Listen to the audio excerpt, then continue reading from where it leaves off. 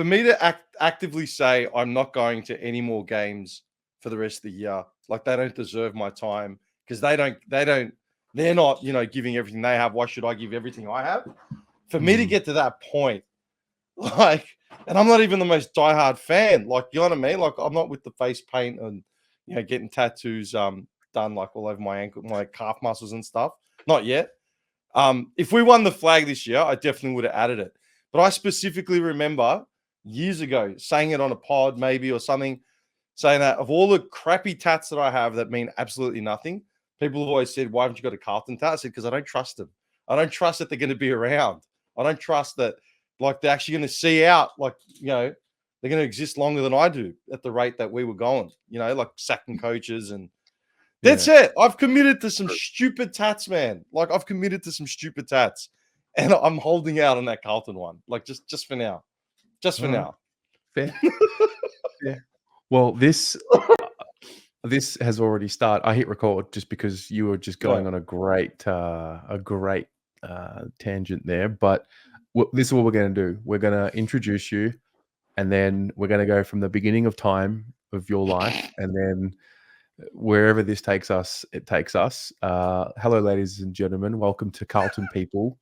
I've got Dimi with me, Dimitri, a friend of mine who I met a couple of years ago through this channel. And now we basically sit in his studio a couple times a year. And it's been a bit morbid, let's be honest, Dimi. It's been morbid. It's been therapeutic.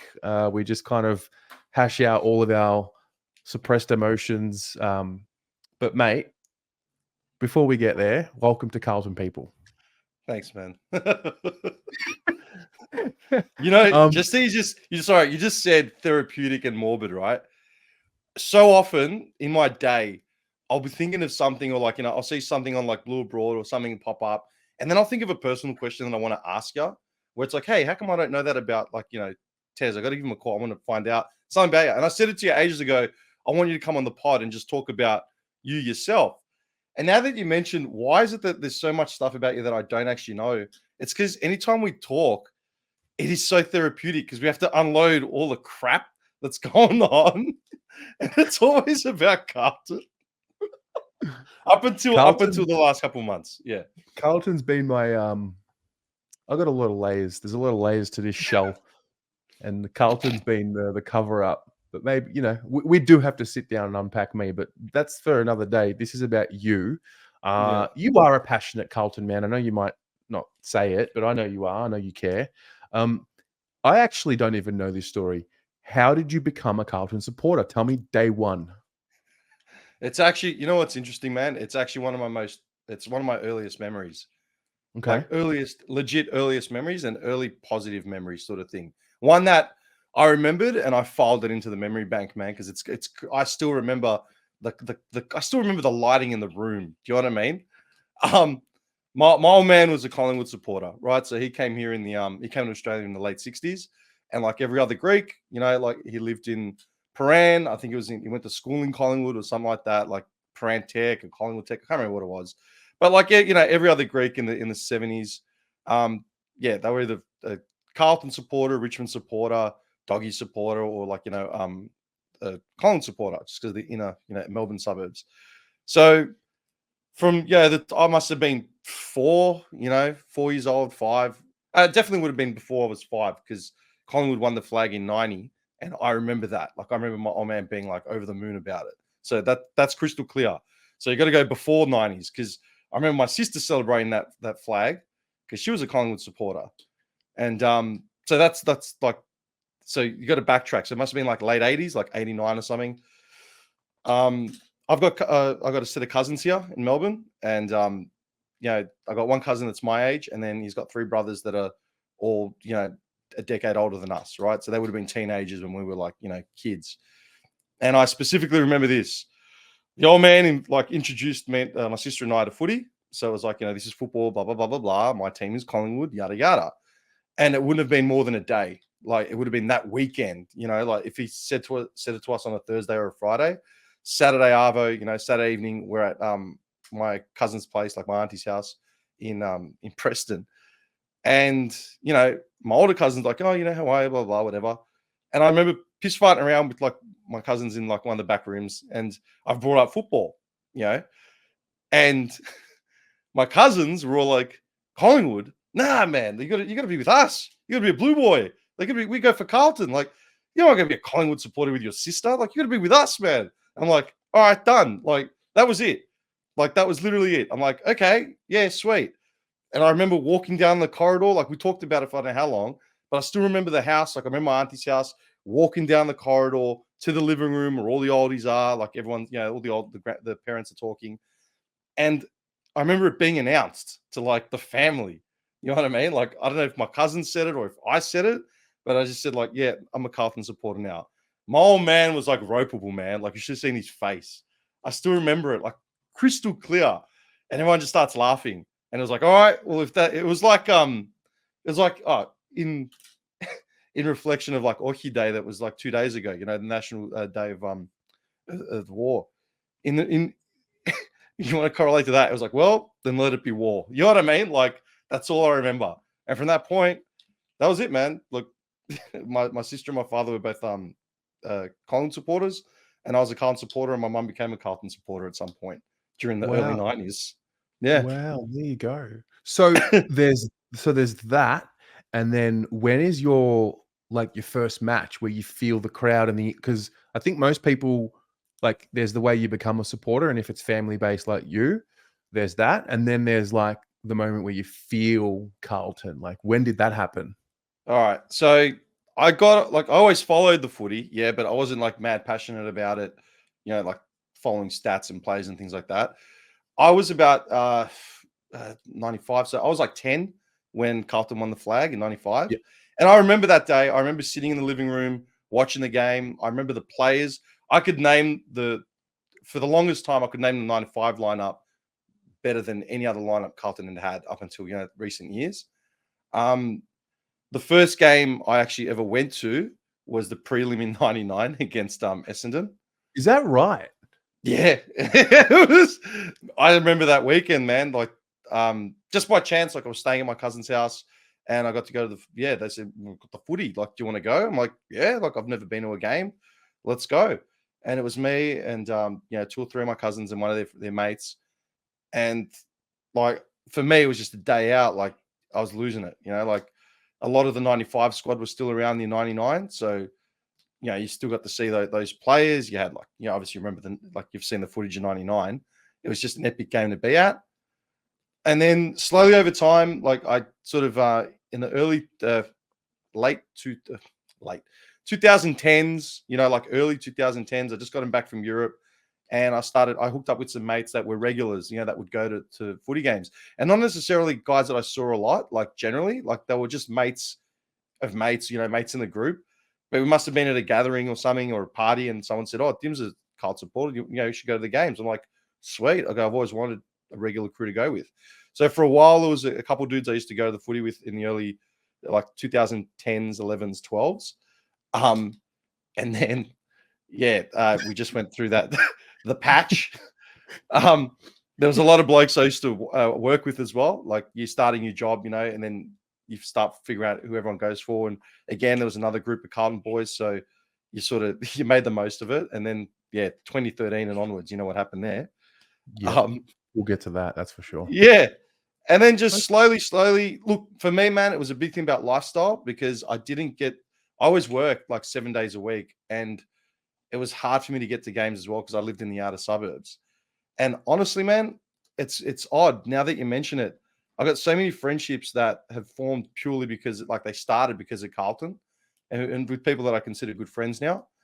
And it was when I moved closer into the city, by chance, like COVID comes around and I had a friend who I'd made through Carlton offer me their membership. When Carlton did that whole, if you don't ask for a refund for your membership, you can get an extra membership for your family or a friend or whatever. And she offered it to me for 2021. And I took it and just, you know what? My lifestyle changed a bit, work started changing a bit. And now, I could figure out I could walk to a game, in 25 minutes, either at Etihad, Marvel or at the G. And I just started making it a regular routine, man. I got a crew that went to games regularly and it just started. Coincidentally, in the time that I started following Blue Abroad as well. It's really weird. Yeah, wow. Wow. Your first game was the 99 prelim. Okay, it I makes know. so much sense. It makes a lot makes sense, mate. You start Yeah. off with the ultimate highs. It's And just, then man, like you think of the journey this team has been on in the last 2 decades, like the highs and the lows, like the soul breaking, like just it's not character building, man. Like that went out the window ages ago. Like character to the building was a point, while ago.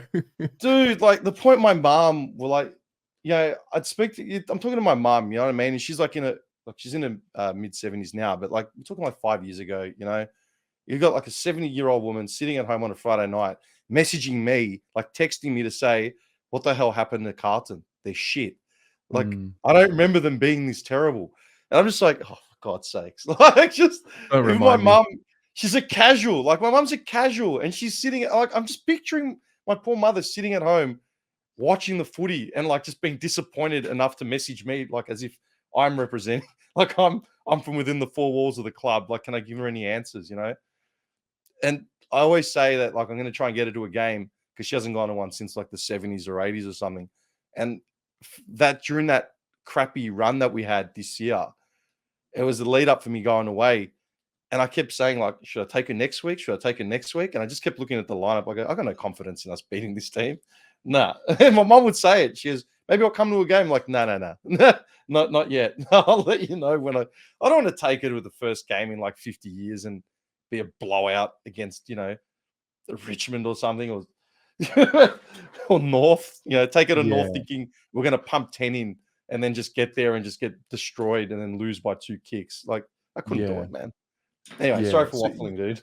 no, mate. This is what we want. We want to hear the whole lot. So you start with the Carlton of old that everyone knows Carlton to be, and I think you start from the highest of highs, and then obviously it's a couple of decades of lows. When you reflect now, I mean, I don't want to get too carried away with 2023, but I do believe that we've never seen a turnaround like that from this club in decades. So I'm hopeful that this is the start of the good time. But like when you reflect on what happened, what comes to mind? As in what happened with the team specifically or like just The the club. season? The club from like when you started watching the club, 90s, to the 2000s, to the 2010s, to now, 2020s. Like, because there is a lot of built up frustration from a lot of supporters. You're not alone. Like a lot of us watched it, felt it, lived it. What point did it go from, okay, this is going to be character building to what is actually going on? Look, I mean, I remember us getting our first spoon, yeah? And, Mm, that was such a like a oh my god. That was like, petrol going over the dollar mark and then going over the $2 mark. Like, no mm, one would have ever seen this happening ever, and I still remember it. Look, my understanding of, like, the club is we invested in old players, like that old guard, right? Protecting and, like, just pumping money into, like, old players and paying them under the table, which, we weren't the only team to do it. You know, a lot of big clubs out there got done for it as well. We were just found out in, like, the most ridiculous way, and we copped the brunt of it, you know what I mean? Like, were we over penalized for it? Monetary, like, money? Like, probably. Did we suffer for it? I think we suffered for it for a lot longer than people seem to recognize or remember. I mean, you look at clubs and the way they sort of jump on priority picks now. What it means to get draft picks and all that, and we lost them, man. We lost them for so long, and like we just stripped of everything. Man, the club was ready to fold. Like how many times in the last 2 decades? They were talking like we're screwed. Um, the way I see it is we just didn't invest. We didn't have the right business model. We didn't have the right management model. Looking forward, we'll just, glorifying the past like beyond what it was. We didn't blood new plays. We didn't think of it. We're just looking for quick fixes the entire time, with mm, whatever little we had. Bringing in Judd was a glimmer of hope that, we've got a marquee player that, can produce. Let's rebuild around that. But again, same stuff, man. And then as the longer it went out, the hard calls weren't being made, you know, as far as management, as far as player, team management, all that sort of stuff. And we just lost our way, you know, like once it was just poisonous. It was toxic. You just felt it, you know, like you used to be proud to be a Blues supporter. And then somewhere in the, after 2013, it was just embarrassing, man. Like people were like, who do you follow? It's like, don't even talk about it. I don't want to talk about footy. Like, It's you know, so and funny. then, It's so true. The tone in which you say the word Carlton changed yeah, really significantly. yeah, man. It was embarrassing, man. Like so many times they're like, yeah, unfortunately, I am a Carlton supporter. And you don't say that now. But it's just the mood, man. Everything just went to shit. And it was like we didn't have a hope in hell. Couldn't get the right people, couldn't get the right vision, couldn't get the right structure, couldn't get the right belief, all that sort of thing. I think the club tried to do the right thing, but then they just didn't go about it the right way, man. And like I said, the tough calls weren't being made even until this year, man. Like Ed Kerno was a sign of that old guard from the next gen. You know what I mean? And we hung on to him for ages. You know, Mark Murphy, who I loved as a player and as a person, man. I loved, you know, like all the stuff that came out through him after he retired. Was he kept on for too long? Yeah, you know, like you'd have to say it objectively that he was, but that was the Carlton way. Like it wasn't that we also gifted a lot of games, also because we didn't have enough stock. Like to be fair, and then there's just everything, man. Like I said, list management, injury runs. Like it was just, when will this ever end? Like, is there any light? Surely, like you've seen bigger turnarounds from clubs that have gone from crap to great in a shorter time period than we did, and especially I mean, they were selling the message that they were throwing everything at it, like the kitchen sink. You know what I mean? The club was always saying how like we're moving forward, we're putting in this, we're putting in that. It's like, yeah, but we didn't see it. It was always like something else under the under the covers. But anyway, You work in, you do a lot of things. I've come to learn that you do a lot of things. I was going to say you work in like the podcast world, but you do a lot more than just that. But you and I linked up really through the channel, but then also because you have a podcast studio. Tell us about that and your experience in content creation, because it's not often that I do these episodes with people that are actually doing the craft. okay. It's interesting you say that because I did a podcast, like an episode on my thing about a year ago, maybe a bit less, with a mate of mine who's an actor. He's a well-known actor. He's established, like in Australia. He's done, you know, everything that you can think of. He's done the soapies. He's done the Stan exclusives. He's done, you know, the underbellies, all that sort of stuff. And we were talking about it, man, because like my background's obviously media. I'm an audio engineer. But that's not how I started. I started by producing music back when I was like 12. Like from the time I was 12, 13 to about 3-4 years ago, I did nothing but make music. And then I, you know, started a media company with a few other people, and we did things from short films, ads, like whatever, right? Music videos. But my background was always music, like for as long as I can remember. And then like voiceovers and all that sort of thing. And we were talking about content creating. Content creating is what being a media artist is now. Like now you create content, but the whole chat that we had was about, well, is content creation is subjective now. And it's like, well, what qualifies as content creating? Is taking a photo of your food content creating? Is you know, putting a reel of you miming to something on TikTok, is that content creating? Because if you ask the modern content creator, that qualifies. Whereas me, I'm from the old age of, you know, content creation was analog. It took hard work. Like it took hours and hours of learning the craft. Like, man, what you're doing, that's old school content creation where you're taking organic,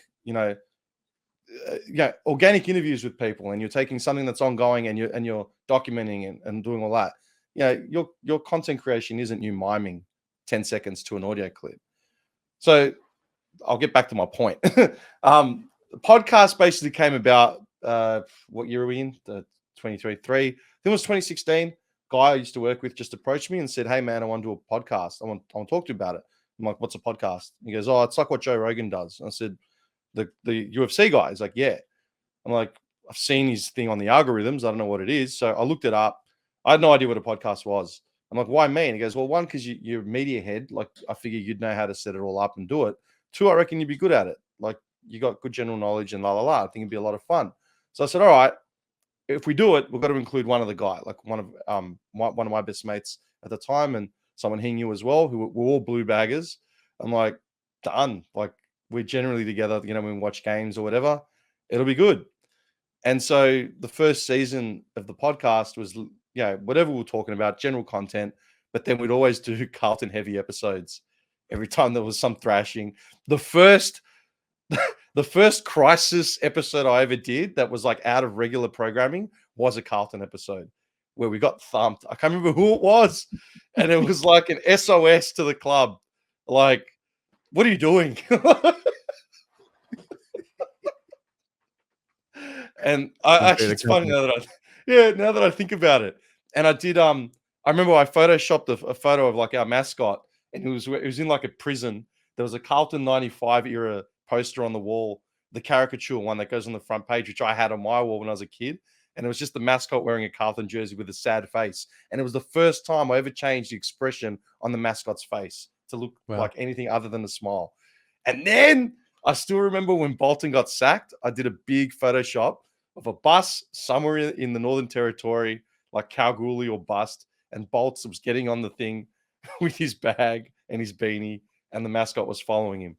Like, these were all Carlton related stuff, man, that came out very, very early. It's actually, it's funny now that I think about it. I got to find those photos. You'll die. I mean, when we go and record in your studio, it's like minimum 3 hours, minimum. Yeah. And we've done, I think, I don't know, 5, 6 of them. All but one have come in a really like angry tone, or like just like a frustrated, emotional, distressed tone.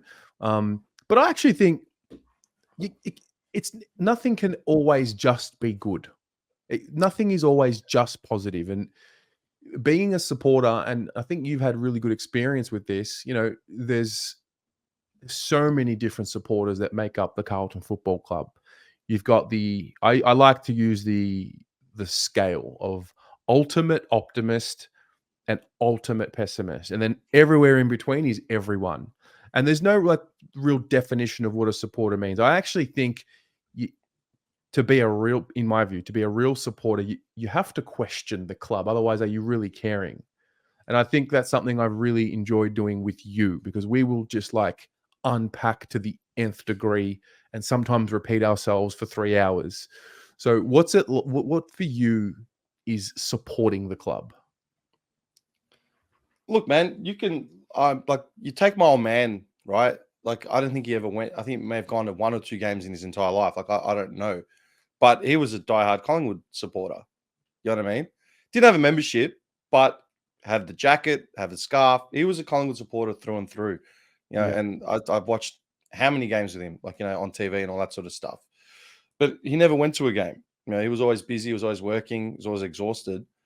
Was he any less of a supporter than someone who pays for an MCC membership and a Carlton membership or whatever, never turns up to a game ever, and those seats are always empty, usually for people like me to take on game day.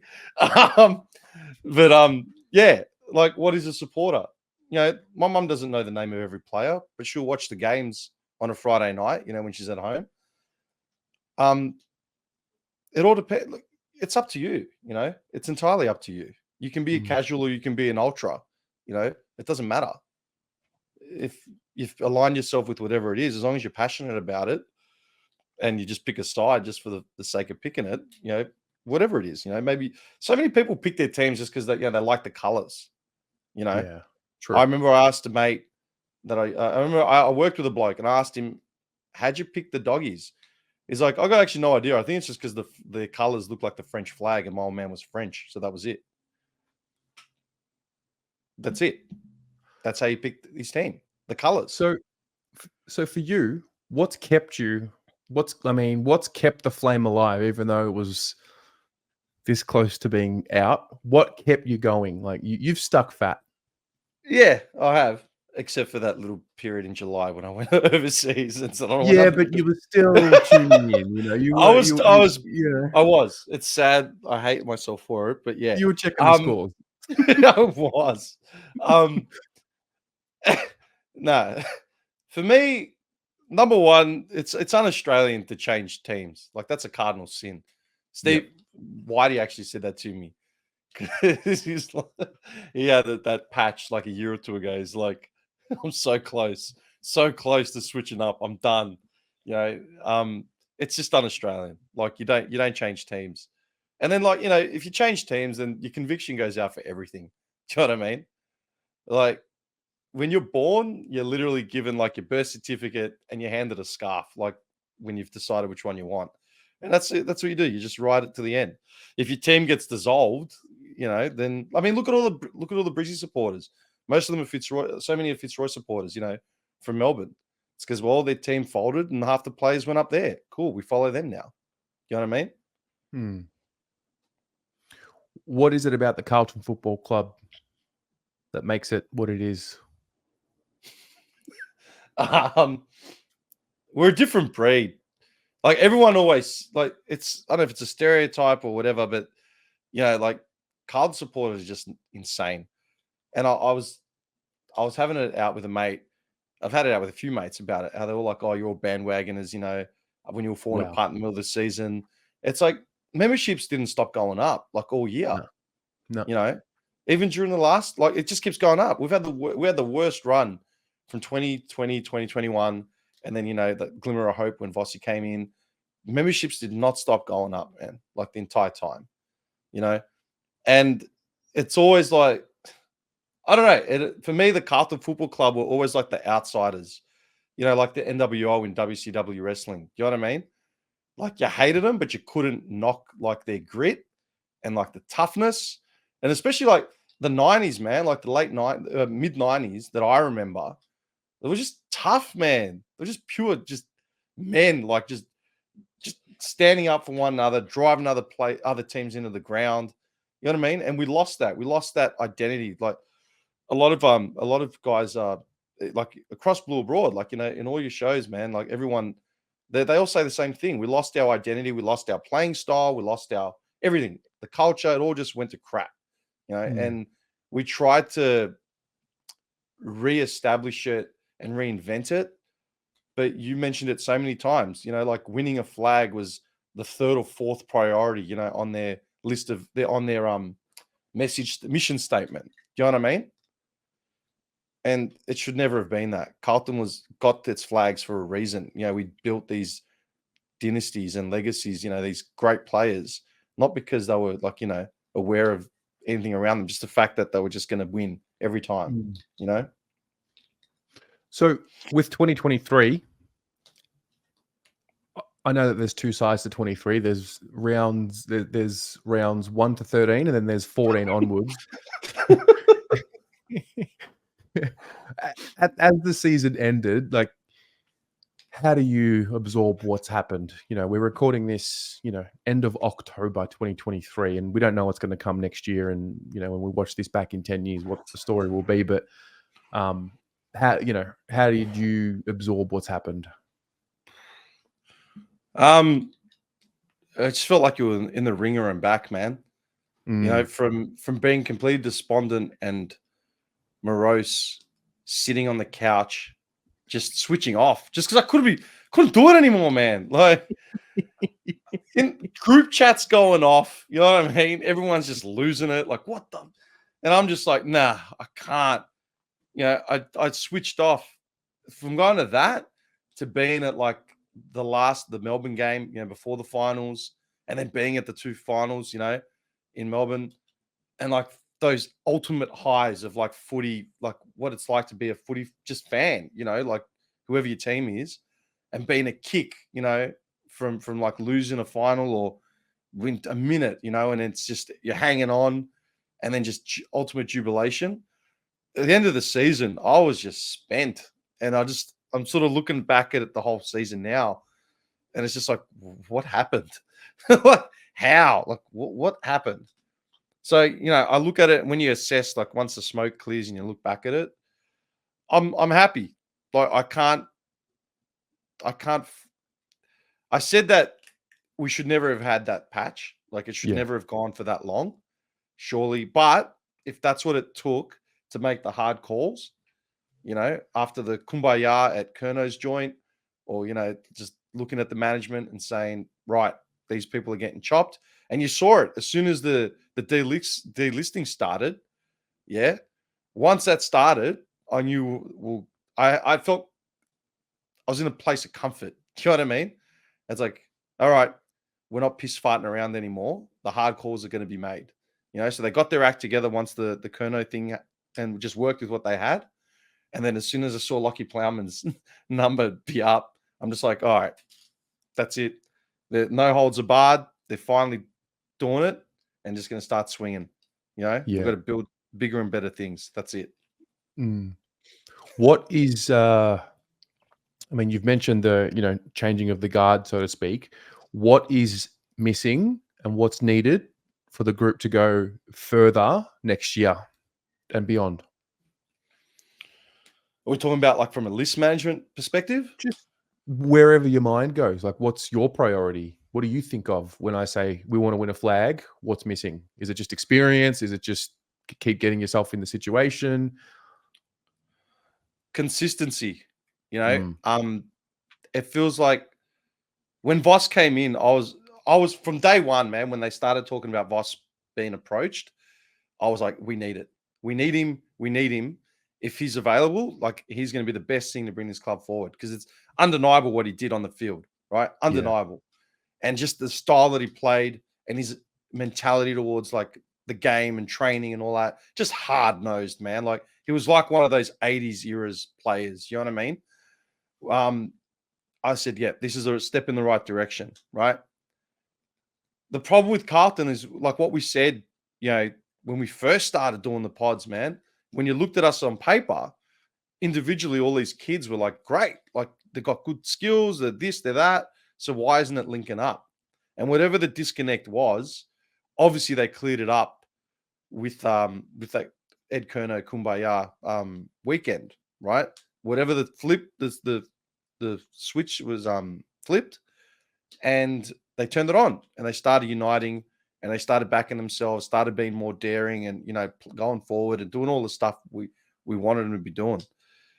The big thing for me is just the consistency and to stick fat in the games where, like, we're up by 10 goals. And any Carlton supporter out there knows you can't trust a 10-goal lead. It be third quarter, and we're up by 10. Should be putting the cue in the rack. Nah, we give it up and we lose by a goal.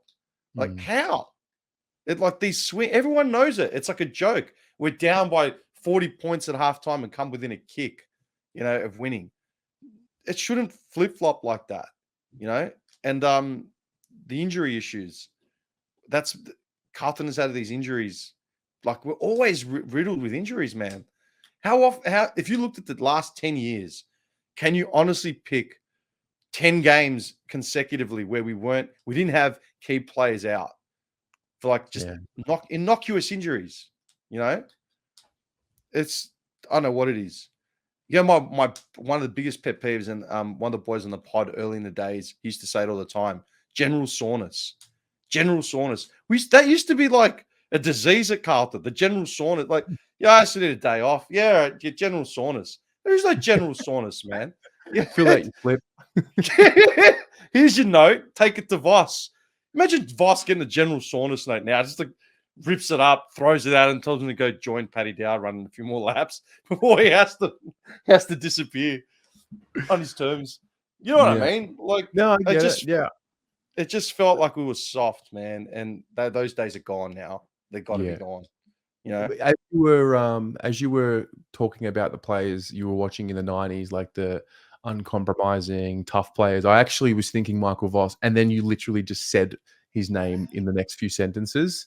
So, hopefully, we're looking back on this video in 12 months, 24 months, 45 years from now, and this was the start of the good era, and we don't have to feel that paranoia that, it's going to turn south again. But I think their ability to get themselves at, like, it's undeniable what they did this year. They got themselves out of one of the worst holes I've seen them put themselves in. Yeah, So now but it we was on know, them. It was on yeah, them, it 100%. was. It Sorry to was. cut you off. No, you're right. You're right. And I think now we know they're capable. So, yeah. The last question I'll ask you, which is the question that I ask everyone, I'm fascinated to hear this answer, is Oh, here we go. which year will they lift up the next cup?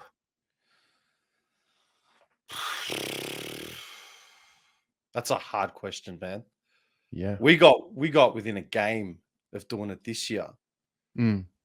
And if you asked me that in June, I would have told you to just shove it and I would be leave me dead. alone. Yeah, just that's what I mean. Like, it's anyone's guess now. Like, I think if we have a good preseason and if we go in next year, first game, it's not even the first game anymore. If we go in the first in the first month, yeah. If we're 4-0 in the first month, we'll come as close, if not closer, to the flag in 2024.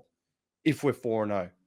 And like, I'm not talking about dragging ourselves over the line, like just collapsing, like little pinky finger, like, hey, we won. None of Yeah. that. I'm talking like belting, like 36 points, 50 points. You know what I mean? All our smalls have got like 3 goals each, like something stupid.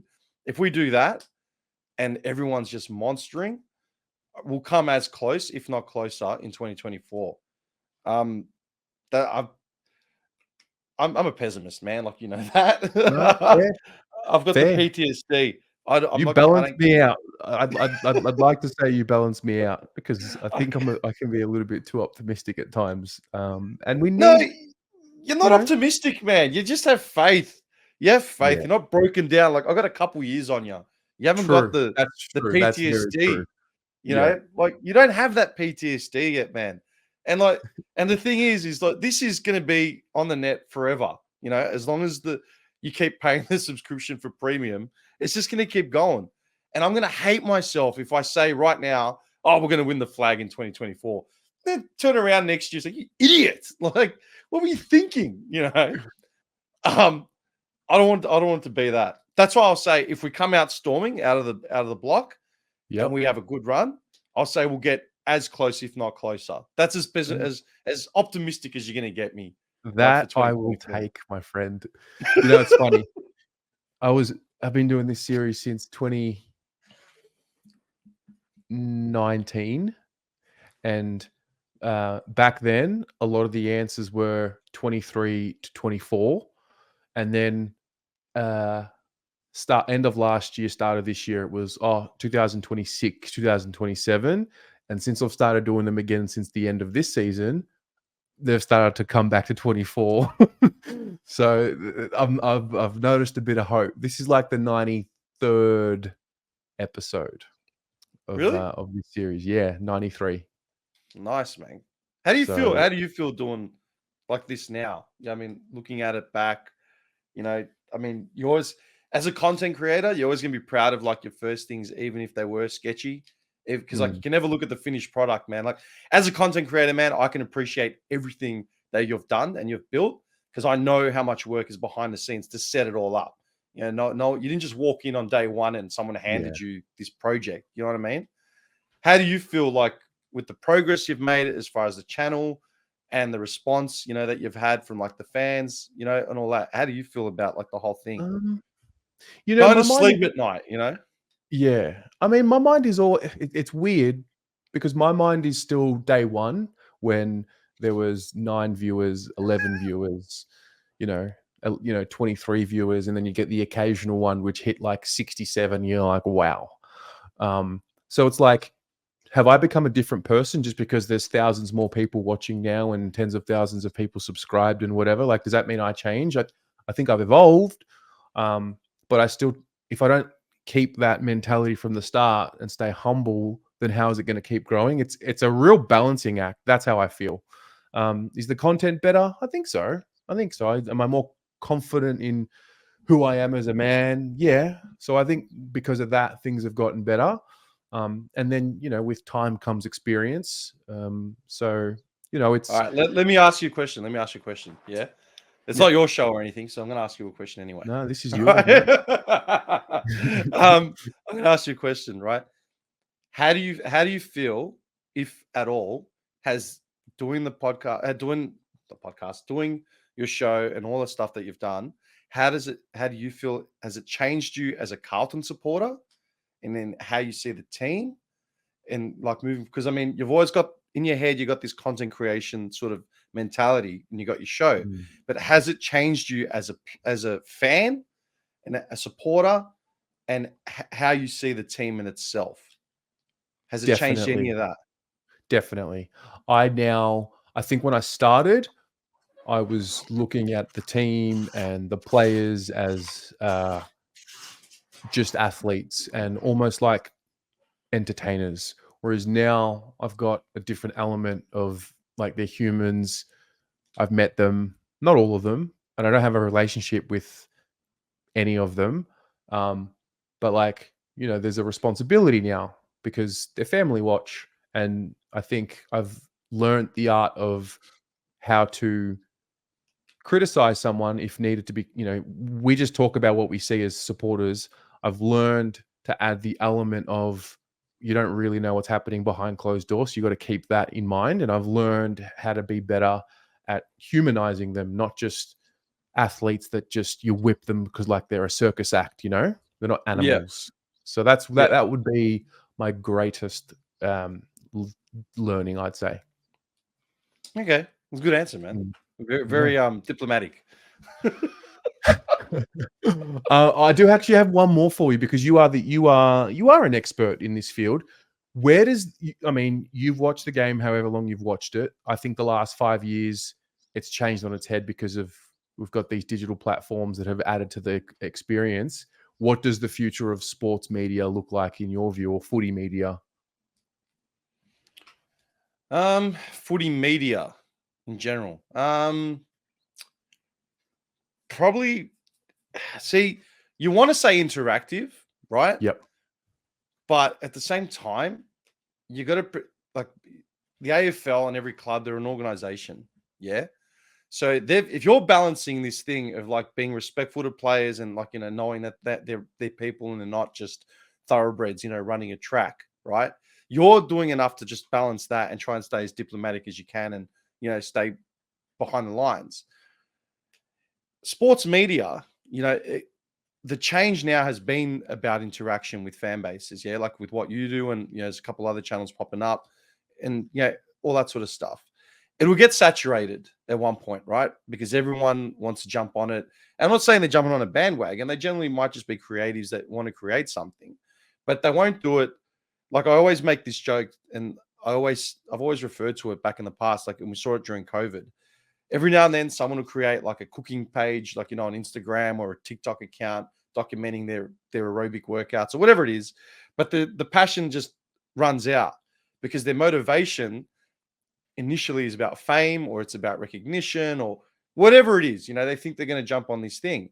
But if that's all that's driving you, it's going to burn out. Like you've still got to have that incentive behind it that goes beyond just, notoriety or fame. Now, with fan interaction, man, like you've done it the right way, and it's just growing and it's steady, and it's really a positive thing that everyone's sort of getting involved in. And because it's you that's running the ship, it's going to maintain, like it's going to tread the treacherous waters. It's going to like go full speed ahead when it can. It's going to pull back. It's going to do all that. If it was me, it just sort of like I would have lit the sails and just run the ship straight into shore, right? Like I would have just run it right off course at some point. Right now, over the next like projection, like what my point is that you're doing your interactive thing, and sports media in general, they want to build on it because they know that interacting with fans and stuff is always going to be a positive, and they're just going to bridge that gap. But at the same time, they've got to be wary of what kind of lunatics sit around at home following the clubs and all that stuff. Like they don't want, the AFL will feel 100% comfortable extending an invitation to say to join in on something that's interactive to broaden, the perspective in the audience. but then do you really want to call them and tell them to call me on a Friday night? You know what I mean? They've got a lot more vetting to do as far as interaction, like as in on a national scale, like is in a business sense. So I think they might up the ante, with interaction and like all that sort of stuff, maybe a bit more info on players but as well as maintaining their privacy and all that sort of thing and protecting their investments. But you're sort of, you get into that top of the arc, man. Like you can't really push it much more. I mean, Yeah, fair. when you look at the EPL or you look at the NBA and all that, it is all just user driven, like as in online. Like, if you want to search, I don't know, man, like something about LeBron, like on YouTube, there'll be a million videos because it's the NBA. The AFL right now isn't at that status, but it's growing and it's getting there. And I don't think it'll be more about media. I think we're just branching the game out to other countries, getting it to be more of a recognized sport. I think that's what they're going to focus on because as far as media goes, you can't really push the envelope too much further without encroaching those things. They're going to take a lot more vetting and you're sort of treading the waters of like what's safe or appropriate. I think the sports media world, especially in regards to the AFL, is going to be more about broadening horizons and getting the game out there further, Yeah, right. I don't know. it. Sorry, I don't know if I answered your question. I sort of went Mate, on. You answered it perfectly. That's great. Mate, it's been a pleasure. I've really enjoyed this one. Thanks for your time. Thanks for your friendship, and may we have many more sessions in the studio after this. Can I just say one thing, man, before I go? Just one thing, right? I just want to say thank you because I think I've actually said it to you. Thanks for like setting this up and following your passion and like doing what you have. Because honestly, Carlton supporters everywhere, man, in general, they've never been as united as they have in the last couple of years, especially this year and the year before. Everyone I know will say something about Blue Abroad, man. Like it's if there's 10 supporters, 7 of them are easily like on this sort of thing. Yeah. And you were the first sort of to do it to this level, man. And like with great power comes great responsibility. And you've kept true to your word. If there was a mission statement and all that for the Blue Abroad, you've kept to it to a dollar, man. Like you haven't lost your way in any way, right? And I'll say it because I know just how much, and I can only imagine how much work you put into this, man.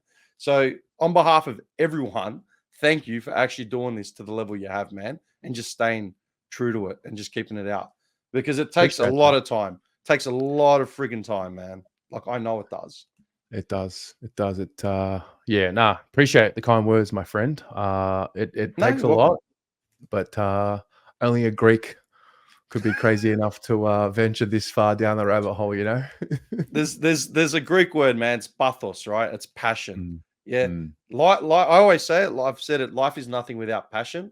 Yeah. And like whatever it is, just see it all the way through. But the fact that you've done it, man, and you're still doing it and you're doing it to this level, commendable, man. It should be literally a blueprint for, to show success 101, passion, like day one in class. And this should be the blueprint, 100%. No, thank you, man. Appreciate it. You're welcome, dude. Go Blues.